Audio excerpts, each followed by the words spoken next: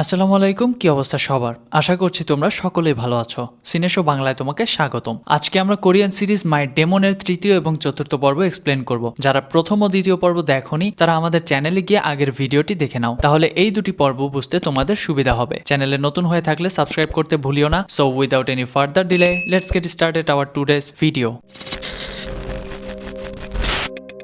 দ্বিতীয় পর্বের শেষে আমাদের দেখানো হয় দহিকে কেউ একজন বাইকে করে এসে এসিড ছুরি দিয়ে চলে যায়, আর ঠিক সেই সময় গুয়ন এসে দহিকে প্রোটেক্ট করে নেয়। এতে গুয়নের জামার অনেক অংশ পুড়ে যায়। তৃতীয় পর্বের শুরুতে আমাদের দেখানো হয় দহি এটা দেখে অনেক ভয় পেয়ে যায়। তাকে প্রোটেক্ট করতে গিয়ে গুয়নের ক্ষতি হয়। সে বিস্ময়ের সাথে গুয়নের দিকে তাকিয়ে থাকে আর বলে, না আমি তোমার কোনো বন্ধু না, আমি তোমার কেউ, তারপরে তুমি সব রকম বিপদে এসে আমাকে বাঁচিয়ে নাও। তখন গুয়ন বলে, আমার একটা খুবই গুরুত্বপূর্ণ জিনিস তোমার কাছে আছে, সেটা হাসিল না হওয়া পর্যন্ত তোমার খেয়াল তো রাখতেই হবে। দহি তখন গুয়নের হাতের দিকে তাকিয়ে দেখে গুয়নের হাত পুড়ে গেছে। এই জন্য দহি বলে, আরে তোমার হাতে তো এসিড লেগেছে। আর কিছু বলতে যাবে ঠিক তখনই গুয়ন দহির হাত ধরে নিয়ে তার ডেমনিক শক্তির মাধ্যমে আবার রিকভার হয়ে যায়। এটা দেখে দহি বলে, তাহলে আমি সেদিন জ্ঞান হারানোর আগে যা দেখেছিলাম সেটা কোনো দুঃস্বপ্ন ছিল না, আমি ঠিকই দেখেছিলাম। আচ্ছা তুমি তাহলে কে?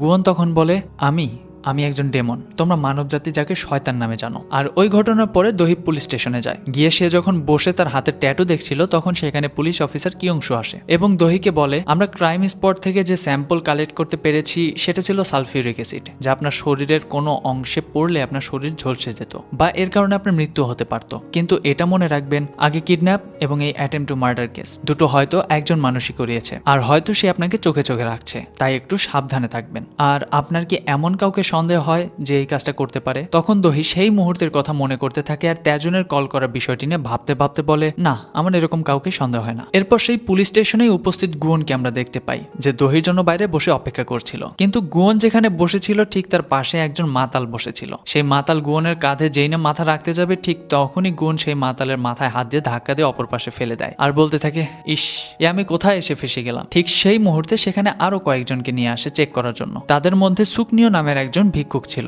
সে সেখান থেকে পালিয়ে যেতে নিলে পুলিশ সবাইকে বসিয়ে তাদের ব্যাকগ্রাউন্ড চেক করতে বলে। আর এদিকে আরেকজন পুলিশ অফিসার গুয়নকে চা দিয়ে বলে, আপাতত আপনি এটা খান, আরো কিছুক্ষণ সময় লাগতে পারে। কিন্তু গুয়ন রুড ভাবে তাকে বলে, এসব বাজ জিনিস খাওয়ার অভ্যাস আমার একদমই নেই। এটা শুনে পুলিশ বলে, আপনি সবসময় এভাবে কথা বলেন কেন? আচ্ছা আপনি কি বিদেশ থেকে এসেছেন নাকি? তখন গুয়ন বলে, আমাকে দেখতে বাচ্চা বাচ্চা লাগতে পারে কিন্তু আমার বয়স জানলে তোমার হুশ উড়ে যাবে। আর এই সময় অপর পাশে আরেক পুলিশ অফিসার সেই ভিক্ষুক সুকমিনের ব্যাকগ্রাউন্ড চেক করতে গিয়ে দেখে সে চেয়ারে বসা নেই। পুলিশ তাকে টেবিলের নিচেও খুঁজতে থাকে। আর এদিকে গুয়নের পাশে এরকম হওয়ার জন্য গুয়নও ওই দিকে তাকিয়েছিল। আর তখনই সেই ভিক্ষুক ভূতের মতো গুয়নের সামনে রাখা চা খেতে চলে আসে। এটা দেখে তো গুয়ন ভয় একদমই ভাইব্রেট হয়ে যায়। মজার বিষয় হলো এটা ডেমনও মানুষের মতো ভয় পায়। যাই হোক, এরপর সেই ভিক্ষুক বলতে থাকে, আমি জানি তুমি কে, তুমি একজন শয়তান, একজন বিনষ্টকারী, তোমার মৃত্যু খুব তাড়াতাড়ি হবে কিন্তু তোমার মৃত্যুর কোনো দামই থাকবে না। এই বলে খিলখিল করে হাসতে থাকে। কিন্তু সে কিভাবে জানলো যে আমাদের গুয়ন একজন ডেমন সেটা আমরা আর কিছুক্ষণ পরেই জানতে পারবো। যাই হোক, তখনই ইনভেস্টিগেশন রুম থেকে দহি বেরিয়ে আসে আর গুয়ন তাকে বেরিয়ে আসতে দেখে সেও তার কাছে এগিয়ে যায়। তখন পুলিশ অফিসার কিয়ংশু দহিকে বলে, আপনার কোনো ভয় নেই, ইনি এতক্ষণ আপনার জন্য এখানে অপেক্ষা করছিল। কিন্তু দহি তার এই কথার কোনো উত্তর না দিয়ে বলে, ইনভেস্টিগেশনের নতুন কিছু পেলে আমাকে অবশ্যই ইনফর্ম করুন। এই বলে দহি আর গুয়ন সেখান থেকে চলে যায়। আর তখন কিয়ংশু আরেকজন পুলিশ অফিসারকে বলতে থাকে, আমার মনে হয় কি জানো, এদের দুজনের খুব শীঘ্রই বিয়ে হবে। পাশের অফিসার তখন তাকে বলে, কেন স্যার আপনার এরকম মনে হয় কেন? তখন সেই সুকনিও ভিক্ষুক আবার ভূতের মতো এসে বলে, ভাগ্যের খেলা শুরু হয়ে গেছে। এটা দেখে দুজন পুলিশ অফিসারই ভয় লাফ দিয়ে ওঠে। এরপর গুয়ন দহিকে তার বাসায় নামিয়ে দেওয়ার জন্য যাচ্ছিল। গুয়ন দহিকে বলে, আমি ডেমন, আর ওই যে তোমার হাতের ট্যাটু সেটার মাধ্যমে আমি পাওয়ার পাই, তবে এটা এখন তোমার হাতে ট্রান্সফার হয়ে গিয়েছে। দহির কাছে এইসব বিষয় খুবই নতুন আর একই সাথে অদ্ভুত লাগে, তবে সে এই বিষয়ে সম্পূর্ণ ফায়দা তুলবে বলে গুয়নকে বলে, আচ্ছা তার মানে তুমি এই ট্যাটু ছাড়া কিছুই করতে পারবে না তাই না? তাই আমি বলি কি, তুমি আমার বডিগার্ড হয়ে যাও, তাহলে তুমি সবসময় আমার আশেপাশে থাকবে আর যখন খুশি তখনই ট্যাটু ইউজ করতে পারবে। কিন্তু গুয়ন তো এই কথা শোনা মাত্রই সোজা না করে দেয় আর বলে, কখনোই না, তোমার মতো মানুষের হয়ে কাজ আমি কোনোদিনও করব না। দহি তখন বলে, ভেবে দেখো, আমি বর্তমানে সারাক্ষণই বিপদের মাঝে আছি, আমি নিজেও জানি না কখন কে আমাকে মেরে ফেলবে, তাই যদি তুমি আমার বডিগার্ড হয়ে থাকো তবে তুমি আমাকে বাঁচাতে পারবে আর তোমার ট্যাটুও ঠিক থাকবে। এরপর গুয়ন তাকে নিয়ে বাড়িতে আসে, তবে সে তার বডিগার্ড হতে মানা করলেও একজন বডিগার্ডের মতোই তাকে সিকিউরিটি দিয়ে বাসায় নিয়ে যায়। মানে ব্যাপারটা এখন এইরকম হলো, সে তার বডিগার্ড হবে তবে সেটা স্বীকার করবে না। তবে দহিকে ফলো করতে করতে সেই সাইকো কিলারটা বাড়ি পর্যন্ত পর্যন্ত চলে আসে, কিন্তু সে দহির কাছে যেতে পারে না গুয়নের জন্য। তাই কিলার রেগে মেগে সেখান থেকে চলেই যায়। তারপর এদিকে গুয়ন বগিওকে বলে, যদি দহি মারা যায় তাহলে আমার পাওয়ারের কি হবে? সেটাও কি সত্যি সত্যি হারিয়ে যাবে? তাহলে আমার কি হবে? আমি কি করে ডিল করব? বগিও তখন বলে, এতই যখন চিন্তা তখন তার বডিগার্ড হয়ে যাও। গুয়ন বলে, আরে অদ্ভুত কথা তো, একজন ডেমন কি করে একজন মানুষের বডিগার্ড হবে? হ্যাঁ, সম্মানেরও তো একটা ব্যাপার আছে, তাই না? বগিও তখন বলে, জি না, ডেমন আসলে মানুষের বডিগার্ডই। এই যে ডেমন বইতেই তো লেখা আছে, ডেমন প্রকৃতপক্ষে মানুষের প্রোটেক্টর, আর প্রোটেক্টর মানেই তো বডিগার্ড, তাই না? গুয়ন তখন বলে, এই তোমাকে না কতবার বলেছে আমার বই পড়বে না, আর এসব বেকার কথা রাখো, আমি কখনো মানুষের বডিগার্ড হব না মানে হবই না। এইদিকে ম্যাডাম জু কোম্পানির হিসেব মিলিয়ে দেখছিল, কিন্তু দেখা যায় সেখানে অনেক টাকার হিসেবে গরমিল আছে। অন্যদিকে হঠাৎ করেই গুয়নের এক আঙ্গুলের মাঝে আগুন ধরে যায়। তার কারণ সে যদি ডিল না করতে পারে তাহলে এইভাবেই তার সম্পূর্ণ বডি পুড়তে শুরু করবে। তাই বাধ্য হয়ে গুয়ন দহিকে কল করে আর তাকে জানায় সে তার বডিগার্ড হতে রাজি। তো এরপর গুয়ন দহিকে নিয়ে একটা হসপিটালে আসে, যেখানে একজন মা তার বাচ্চাকে বাঁচানোর জন্য প্রার্থনা করছিল। আর একজন ডেমন হিসেবে গুয়ন এই বাচ্চার মায়ের দুর্বলতার সুযোগ নেয়। সে বলে, আমি তোমার বাচ্চাকে বাঁচিয়ে দিব, সে 10 বছর ধরে সম্পূর্ণ সুস্থ থাকবে, তার কিচ্ছু হবে না, তবে তোমাকে তারপর নরকে যেতে হবে। কিন্তু এই কথা তো বাচ্চাটার মা বিশ্বাসই করতে পারছিল না। তাই গুয়ন বাচ্চাটাকে সত্যি সত্যি সুস্থ করে দেখায়। পরে বাচ্চাটার মা বলে, যদি আমার সন্তান ভালো থাকে তাহলে আমি নরকেও যেতে রাজি আছি, কোথায় সাইন করতে হবে বলো। দহি তখন বলে, গুয়ন এটা কি করছো? একজন মাকে ব্ল্যাকমেল করছো, এটা তো ঠিক হচ্ছে না। গুয়ন তখন বলে, চুপ থাকো, আমি একজন ডেমন আর আমার কাজই এটা, তাছাড়া আমার হাতে আর বেশি সময়ও নেই। দহি তখন দেখে গুয়নের আঙুল জ্বলছে। এরপর গুয়ন ডিলটা করে সেখান থেকে শান্ত মনে বাইরে চলে আসে। বাইরে আসার পরই দহি তাকে অনেক কথা শোনায় আর বলে, তোমার মতো শয়তানকে আমি আমার আশেপাশেও দেখতে চাই না, তুমি এত খারাপ কি করে হতে পারো? এদিকে ম্যাডাম জু কারো একজনের উপর অনেক চেঁচামেচি করছিল। সে বলছিল, তুমি নিজের পাপ ঢাকতে একজন নিরপরাধকে খুন করেছো, এর জন্য তো তোমার শাস্তি প্রাপ্য। তো লোকটি তখন রেগে মেগে সেখান থেকে চলে যায়। অন্যদিকে গুয়নের সবসময় দহির কথাই বারবার মনে হচ্ছিল, তাই সে হসপিটালে বাচ্চাটার সাথে দেখা করতে আসে আর বলে, তোমার কি কোনো ইচ্ছা আছে? বাচ্চাটা তখন গুয়নের কানে কানে এসে বলে, আমি চাই আমার জন্য যেন আমার বাবা মা কখনোই কষ্টে না থাকে। এই কথাটা শোনার পর তো গুয়ন বেশ কনফিউজড হয়ে যায় আর বলে, মানুষকে বোঝা আসলে অনেক কঠিন কাজ। এদিকে দহি যখন অফিস থেকে আসছিল তখনই সেখানে গুয়ন চলে আসে। সে দহিকে আশ্বস্ত করে এখন থেকে গুয়ন খুব ভালো একজন বডিগার্ড হয়ে তার সাথে থাকবে, কোনো উল্টাপাল্টা কাজ করবে না। তো রাতের বেলা দহি বাড়ি আসে আর এসে দেখে ম্যাডাম জু মাটিতে পড়ে আছে আর সে মারা গিয়েছে। দহি তো বিশ্বাসই করতে পারছিল না যে কি হলো এসব। ম্যাডাম জু এর মৃত্যুতে সে খুবই ভেঙে পড়ে আর অনেক কান্না করতে থাকে আর বারবার গুয়নকে বলতে থাকে, প্লিজ তুমি তোমার পাওয়ার দিয়ে তাকে বাঁচিয়ে দাও, প্লিজ বাঁচিয়ে দাও। তখন গুয়ন বলে, সরি, আমি কোনো মৃত ব্যক্তির প্রাণ ফেরাতে পারবো না। দহি এখানে খুব আশাহত হয়ে অনেক কান্নাকাটি করতে থাকে। পরের দিন ম্যাডাম জু এর ফিউনারেল ছিল,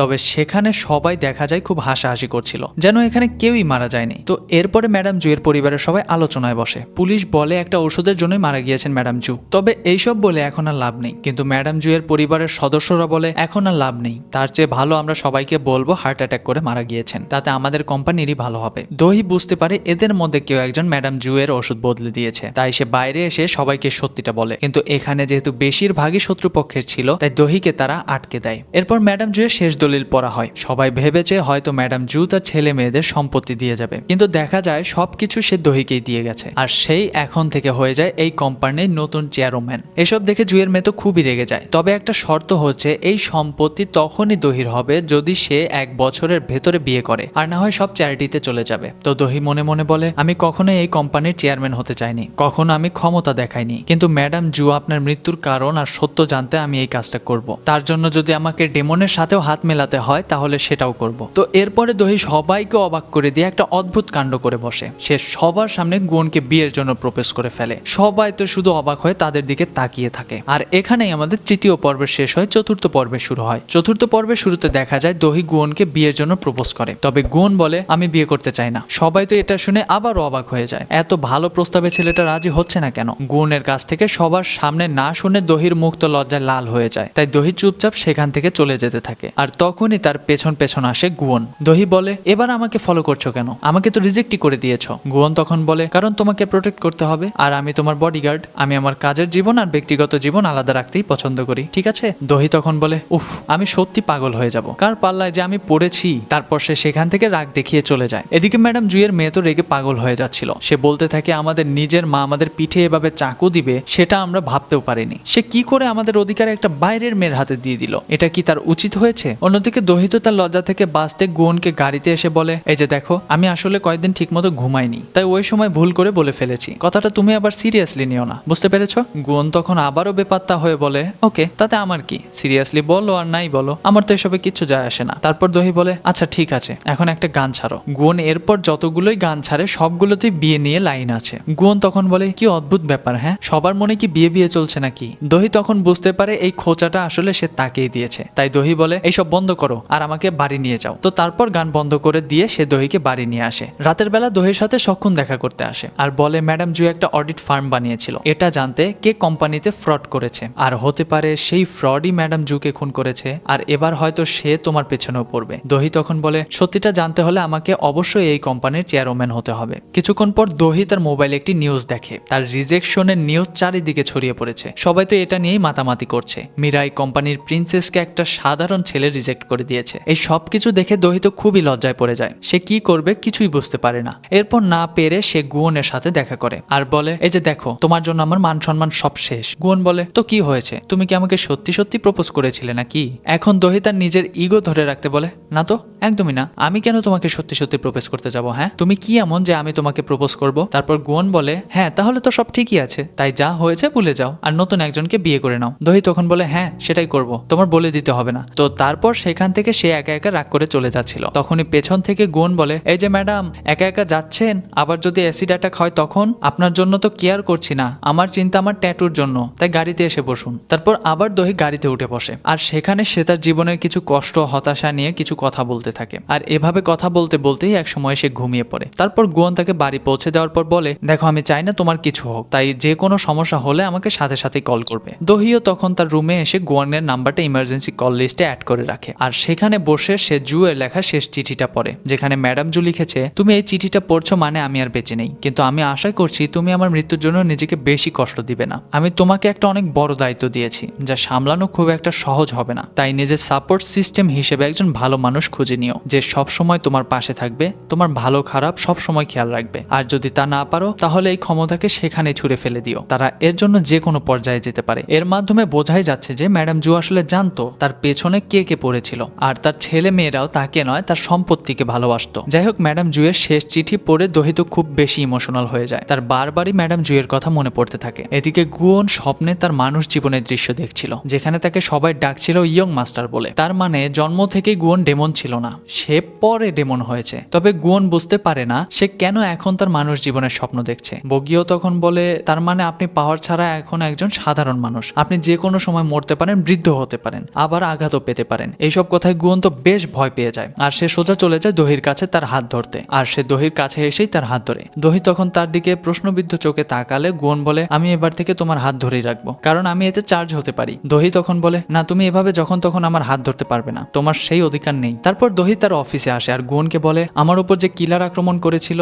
সেই হয়তো ম্যাডাম জুকে খুন করেছে। গুয়ন তখন বলে আমি তো তার মুখ দেখেছি, তাই আমি তাকে খুঁজতে পারবো, তবে তার জন্য আমি যখন তখন তোমার হাত ধরবো। তো দহি এবারও রাজি হয়ে যায়। এরপর গুয়ন তার শক্তি দিয়ে কিলারকে খোঁজার চেষ্টা করে, কিন্তু সে পারে না। তাই গুয়ন বুঝতে পারে কিলার হয়তো তার ফেস বদলেছে, কারণ একমাত্র আসল ফেস দেখলেই গুয়ন কাউকে খুঁজতে পারে। এদিকে আমরা সেই কিলারকে দেখি, দেখা যায় সে ম্যাডাম জুয়ের চেয়ারে বসে, আর তখনই আমাদের একটা ফ্ল্যাশব্যাক দেখানো হয়। ম্যাডাম জু যখন জানতে পারে সে এই কোম্পানিতে ফ্রড করেছে এবং তেজনকে খুন করেছে, তখন জু তাকে বলে আমি তোমাকে পুলিশে দিব। আর এই কথা শুনেই কিলার রেগে যায় আর সেই রাতেই তার ওষুধ বদলে দেয়। এ কারণেই ম্যাডাম জুয়ের মৃত্যু ঘটে। এরপর সিন শিফট হয়ে বর্তমানে আসে, আর দেখা যায় কোম্পানির একটা পার্টিতে গুয়ানকে দহির কর্মচারীরা জিজ্ঞাসা করে আচ্ছা তুমি আমাদের বসকে রিজেক্ট করলে কেন, তুমি কি তাকে পছন্দ করো না? গুয়ান তখন বলে তা কেন হবে, আমি তো দহিকে অনেক পছন্দ করি, কিন্তু যারা শুকুরের মাংস পছন্দ করে তারা কি কখনো শুকুরকে বিয়ে করে? তো এটা শুনে তো আরো মারাত্মক লজ্জায় পড়ে যায় দহি, আর সে রেগে মেগে তার হাতই আর টাচ করতে দেয় না। তাই গুয়ানও রেগে তাকে একা একা রাস্তায় রেখে সেখান থেকে চলে যায় আর বলে আমি আর এই রকচটা মেয়েকে সহ্য করতে পারছি না, তার চেয়ে ভালো আমি বুড়োই হয়ে যাব।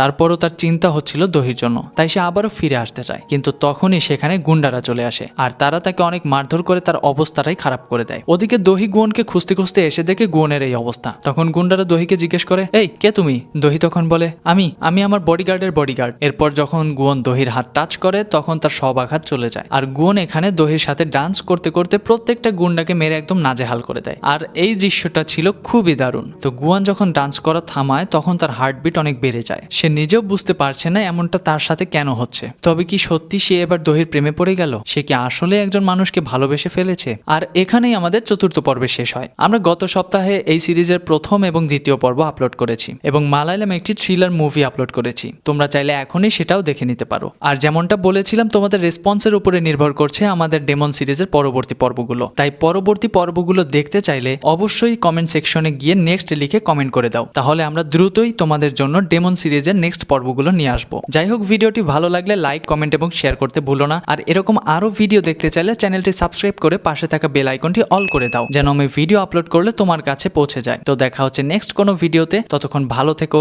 সাবধানে থেকো, বাই।